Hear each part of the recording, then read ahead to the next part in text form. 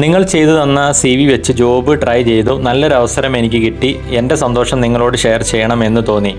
ഓസ്ട്രേലിയയിലാണ്, നേഴ്സിനാണ് ജോലി കിട്ടിയിരിക്കുന്നത്. ഓൺലൈനായിട്ടാണ് ഇവർ അപ്ലൈ ചെയ്തത്. അപ്പോൾ അവരുടെ CVയിൽ ഞങ്ങൾ എന്തൊക്കെ കണ്ടൻറ്റാണ് ആഡ് ചെയ്ത് കൊടുത്തതെന്നുള്ളത് നമുക്ക് ഈ വീഡിയോയിലൂടെ നോക്കാം. ഇതാണ് റെസ്യൂം ഫോർമാറ്റ്.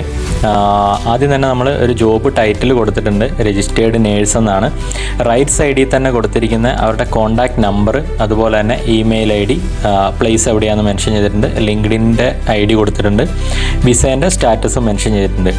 പിന്നെ ഹൈലൈറ്റ് ചെയ്തിരിക്കുന്നത് പ്രൊഫൈൽ സമ്മറിയാണ്. പ്രൊഫൈൽ സമ്മറിയിൽ തന്നെ നമ്മൾ എത്ര വർഷമാണോ എക്സ്പീരിയൻസ് ഉള്ളത്, അത് ഏതൊക്കെ വാർഡിലാണെന്നുള്ളത് കറക്റ്റായിട്ട് മെൻഷൻ ചെയ്തിട്ടുണ്ട്.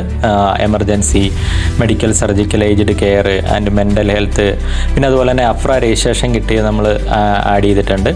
അതുപോലെ തന്നെ ക്യാപ്പ് സർട്ടിഫിക്കേഷൻ്റെ നമ്മൾ പ്രൊഫൈൽ സമ്മറിയിൽ തന്നെ ആഡ് ചെയ്തിട്ടുണ്ട്. പിന്നെ കുറച്ച് കീവേഡ്സും ആഡ് ചെയ്തിട്ടുണ്ട്. പിന്നെ നമ്മൾ ഫസ്റ്റ് തന്നെ വരുന്ന എഡ്യൂക്കേഷനാണ്. എഡ്യൂക്കേഷനിൽ ആദ്യം ഏറ്റവും മുകളിലായിട്ട് ഹൈലൈറ്റ് ചെയ്തത് ക്യാപ്പിനെ പറ്റിയിട്ടാണ്. അതിനുശേഷം BSc കൊടുത്തു. വേറെ അനാവശ്യമായിട്ടുള്ള 10th +2 അതൊന്നും കൊടുക്കാൻ പാടില്ല, അതൊക്കെ ഒഴിവാക്കുക. പിന്നെ അതിനുശേഷം പ്രൊവിഷണൽ രജിസ്ട്രേഷൻ ഡീറ്റെയിൽസ് ആണ് കൊടുത്തത്. ആസ്ട്രേലിയൻ ഹെൽത്ത്, അഫ്രേൻ്റെ ഡീറ്റെയിൽസ് കൊടുത്തു, രജിസ്ട്രേഷൻ നമ്പറും കൊടുത്തു. അതുപോലെ തന്നെ ആസ്ട്രേലിയൻ നേഴ്സിംഗ് ആൻഡ് മിഡ്വൈഫറി ഫെഡറേഷൻ്റെ രജിസ്ട്രേഷൻ നമ്പർ കൊടുത്തു. പിന്നെ ഇവർക്ക് ദുബായ് ഹെൽത്ത് അസോസിയേഷൻ്റെ രജിസ്ട്രേഷൻ നമ്പർ ഉണ്ടായിരുന്നു. അതുപോലെ തന്നെ കേരള കൗൺസിലിൻ്റെ രജിസ്ട്രേഷൻ നമ്പർ ഉണ്ടായിരുന്നു, അത് കൊടുത്തു. പിന്നെ സർട്ടിഫിക്കേഷൻസ് ആണ് കൊടുത്തത്. BLS കൊടുത്തു, ACLS കൊടുത്തു, അതുപോലെ തന്നെ ഇൻഫെക്ഷൻ കൺട്രോളിൻ്റെ കൊടുത്തു. പിന്നെ ഹാൻഡ് ഹൈജീൻ കംപ്ലയിൻസിൻ്റെ കൊടുത്തു. പിന്നെ വരുന്നത് OET സ്റ്റാറ്റസ് ആണ്. അപ്പോൾ ഒന്ന് ശ്രദ്ധിച്ചാൽ മതി, നമ്മൾ ആ ഒരു ഫസ്റ്റ് പേജിൽ തന്നെ നമ്മൾ ഇത്രയും കാര്യങ്ങൾ നമ്മൾ ഹൈലൈറ്റ് ചെയ്തു. പിന്നെ ലെഫ്റ്റ് സൈഡിലോട്ട് വരുവാണെങ്കിൽ വർക്ക് എക്സ്പീരിയൻസ് ആണ്.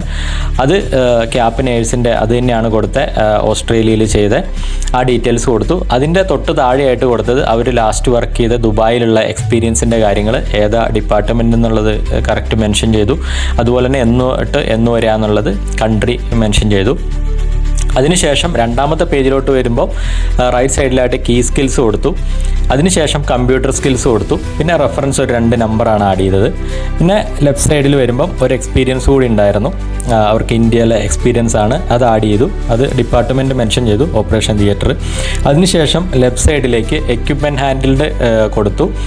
അതിനുശേഷം ഡിക്ലറേഷൻ കൊടുത്തു. ഈ പറഞ്ഞ കണ്ടന്റ് അല്ലാതെ ആസ്ട്രേലിയൻ നേഴ്സിൻ്റെ റെസ്യൂംസിൽ ഒരു കണ്ടന്റും ആഡ് ചെയ്യേണ്ട ആവശ്യമില്ല. നിങ്ങൾക്ക് ആർക്കെങ്കിലും ATS ഫ്രണ്ട്ലി ആയിട്ടുള്ള ആസ്ട്രേലിയൻ നേഴ്സിൻ്റെ റെസ്യൂംസ് വേണമെന്നുണ്ടെങ്കിൽ താഴെ കാണുന്ന നമ്പറിൽ കോൺടാക്റ്റ് ചെയ്യുക.